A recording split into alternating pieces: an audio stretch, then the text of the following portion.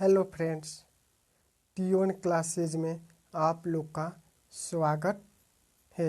T1 classes को subscribe करने से पहले न भूलें और T1 क्लासेज को शेयर करना भी न भूलें। आते हैं 6 नवंबर 2020 करेंट अफेयर्स। क्वेश्चन नंबर 1 में हाल ही में विश्व सुनामी जागरूकता दिवस कब मनाया जाता है? ऑप्शन ए है 1 नवंबर, ऑप्शन बी है 5 नवंबर, ऑप्शन सी है 6 नवंबर, ऑप्शन डी है इनमें से कोई नहीं। तो इसका आंसर होता है ऑप्शन बी 5 नवंबर। अब देखते हैं क्वेश्चन नंबर अब देखते हैं इसके बारे में, इसका इम्पोर्टेंट पॉइंट्स क्या है, यानी महत्वपूर्ण बिंदु क्या है। ये दिवस लोगों में सुनामी के खतरों से संबंधित जागरूकता फैलाने के लिए मनाया जाता है। इस दिवस का मनाने की घोषणा वर्ष 2015 में संयुक्त राष्ट्र महासभा द्वारा की गई थी। अब देखते हैं क्वेश्चन नंबर 2।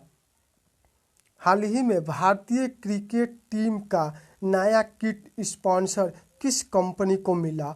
ऑप्शन ए है पेटीएम, ऑप्शन बी है एमपीएल, ऑप्शन सी है फ्लिपकार्ट, ऑप्शन डी है इनमें से कोई नहीं। तो इसका आंसर होता है ऑप्शन बी एमपीएल। और इसके महत्वपूर्ण बिंदु देखते हैं क्या क्या है। ये स्पॉन्सरशिप नवंबर 2020 से दिसंबर 2023 तक रहेगी। जो यह स्पॉन्सरशिप है यह नवंबर 2020 से लेकर और दिसंबर 2023 तक रहेगी। एमपीएल का फुल नेम होता है मोबाइल प्रीमियर लैंग्वेज। स्थापना इसका हुआ था सितंबर 2018 में और स्पॉन्सरशिप का मुख्यालय बेंगलुरु में। और इसके संस्थापक कौन है? साई श्रीनिवास एवं शुभम मल्होत्रा। अब देखते हैं क्वेश्चन नंबर 3। हाल ही में जारी नेशन ब्रांड इंडेक्स 2020 में भारत कौन से स्थान पर रहा है? ऑप्शन है 28वें, ऑप्शन बी है 32वें, ऑप्शन सी है 34वें, ऑप्शन डी है उपयुक्त में से कोई नहीं। तो इसका आंसर होता है ऑप्शन सी 34वें स्थान पर। इसका महत्वपूर्ण बिंदु क्या है? इसका महत्वपूर्ण बिंदु यह है कि यह इंडेक्स किसी भी देश की 26 सांस्कृतिक विरासत, निर्यात, विज्ञान में योगदान के आधार पर जारी की जाती है। इस इंडेक्स में शीर्ष पर है जैसे जर्मनी हो गया, ब्रिटेन हो गया, कनाडा हो गया।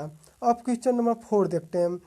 हाल ही में तंजानिया देश के पुनः राष्ट्रपति कौन बने? बोल रहे हैं कि जो हाल ही में तंजानिया देश के पुनः राष्ट्रपति कौन बने? तो ऑप्शन ए है जॉन मगुफुली, ऑप्शन बी है शेख हसीना, ऑप्शन सी है गोटबिया राजपक्षे, ऑप्शन डी है इनमें से कोई नहीं। तो इसका आंसर होता है ऑप्शन ए यानी जॉन मगुफुली। और देख लिए तंजानिया का नक्शा है, नक्शा देखिए। अब आते हैं क्वेश्चन नंबर 5 में। हाल ही में इंडियन ऑयल कोष्टक में आईओसी ने हाइड्रोजन जनरेशन तकनीक विकसित करने के लिए किसके साथ समझौता किया गया? बोल रहा है कि हाल ही में जो इंडियन ऑयल है, जो हाइड्रोजन जनरेशन जो विकसित होने वाला किसके साथ समझौता किया गया? ऑप्शन ए है DRDO, ऑप्शन बी है IIT मद्रास, ऑप्शन सी है IISc बेंगलुरु, ऑप्शन डी इनमें से कोई नहीं। ऑप्शन सी है IISc बेंगलुरु में।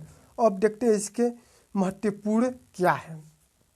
इस तकनीकी का उपयोग सस्ती कीमत पर ईंधन सेल ग्रेड हाइड्रोजन के उत्पादन के लिए किया जाएगा। दूसरा दिया IISc, इसका पूरा नेम हुआ Indian institute of science Bengaluru. IOCL का फुल नेम हुआ इंडियन ऑयल कॉरपोरेशन लिमिटेड। इसकी स्थापना हुआ था 30 जून 1959 में और इसका मुख्यालय है नई दिल्ली में। इसके अध्यक्ष श्रीकांत माधव वैद है। अब देखते हैं क्वेश्चन नंबर 6। हाल ही में किस नगर निगम में प्लास्टिक लाओ मास्क ले जाओ नामक पहले शुरू की है?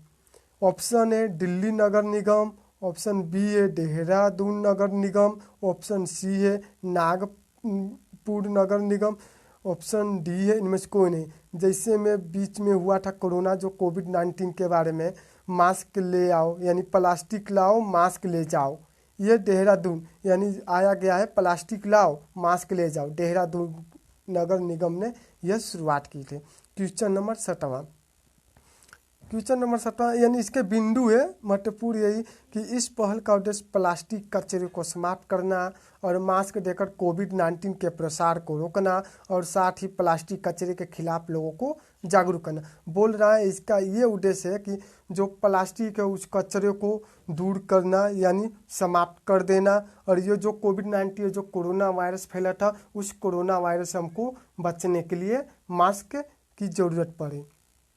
अब क्वेश्चन नंबर देखते हैं 7वां, हाल ही में कर्नाटक राज्य सरकार द्वारा किसे एकलव्य पुरस्कार से सम्मानित किया गया है?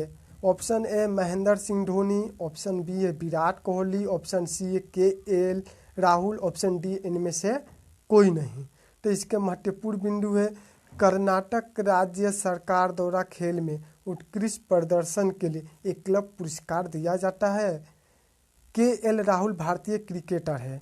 नोट में दिया गया है कि भारतीय महिला क्रिकेटर टीम की बल्लेबाज वेदा कृष्णा मूर्ति को भी प्रतिष्ठित एकलव्य पुरस्कार से सम्मानित किया गया है। अब देखते हैं ऑप्शन नंबर 8, क्वेश्चन नंबर 8, हाल ही में महाराष्ट्र राज्य ने 11 औद्योगिक और रसद पार्क स्थापित करने के लिए किसके साथ साझेदारी की है? Option number A ESR India, option B NTPC, option C BHEL, option D इनमें से नहीं। इसका आंसर ऑप्शन ए जो ESR इंडिया में है। इसका महत्वपूर्ण बिंदु है ESR इंडिया ने महाराष्ट्र सरकार के साथ मुंबई और पुणे के आसपास 11 औद्योगिक और रसद पार्क स्थापित करने के लिए 4,310 करोड़ रुपए के निवेश के लिए समझौता किया। यह कौन सा? ESR इंडिया सरकार। क्वेश्चन नंबर, इसका नक्शा भी देख लीजिए, भारत में दर्शाया गया है, महाराष्ट्र यहाँ पर है।